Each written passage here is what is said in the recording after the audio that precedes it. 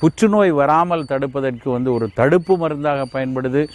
இரும்பு சத்து குறைவு இருக்கும் பொழுது இரும்பை தரும் ஒரு சப்ளிமெண்ட்டாக, ஃபுட் சப்ளிமெண்ட்டாக பயன்படுவதற்கு மாதுளை பயன்படுது. அந்த அளவுக்கு மாதுளை ஒரு மிகச்சிறந்த மருந்து. இது எல்லாத்த விட ரொம்ப ரொம்ப முக்கியமான விஷயம், கருத்தரித்த பெண்ணுக்கு, அதுவும் பாலூட்டும் தாய்மார்களுக்கு எந்த உணவு கொடுத்தாலும் ரொம்ப யோசித்து கரெக்டாக நல்லதான் பார்த்து கொடுப்பாங்க. அந்த கருத்தரித்த தாய்க்கு ரொம்ப ரொம்ப முக்கியமான ஒரு உணவாக, பழமாக சொல்லப்படுவது மாதுளை.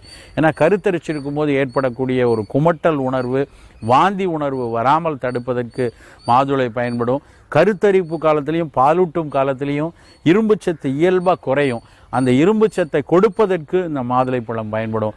அந்த அளவுக்கு சிறு குழந்தையிலிருந்து வயோதிகம் வரைக்கும் பயன்படக்கூடிய ஒரு அற்புதமான பழம் மாதுளை பழம். அதனால் இன்னையிலிருந்து நம்ம வாரத்துக்கு 2 நாள் 3 நாளாவது இந்த மாதுளை பழத்தை நம்ம